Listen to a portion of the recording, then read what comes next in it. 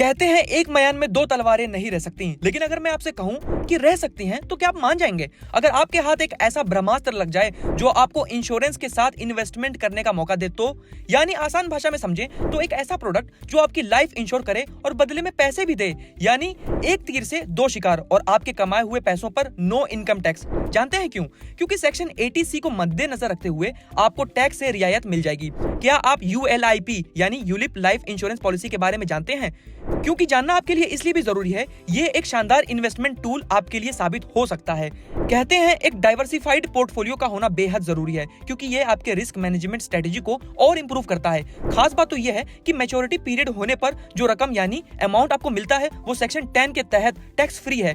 1 financial year के लिए 1.5 लाख रुपए टैक्स डिडक्शन के लिए एलिजिबल है, जहां सेविंग, फिक्स्ड डिपॉजिट्स, NSC और पोस्ट ऑफिस डिपॉजिट का 5 साल का लॉक इन पीरियड होता है। वहीं दूसरी तरफ ULIP यानी यूलिप स्कीम आपको इनसे बेहतर रिटर्न देता है। यूलिप में डेथ बेनिफिट भी मिलता है। अगर किसी वजह से पॉलिसी होल्डर की मौत हो जाती है तो ऐसे में उसके नॉमिनी को लमसम अमाउंट दिया जाता है।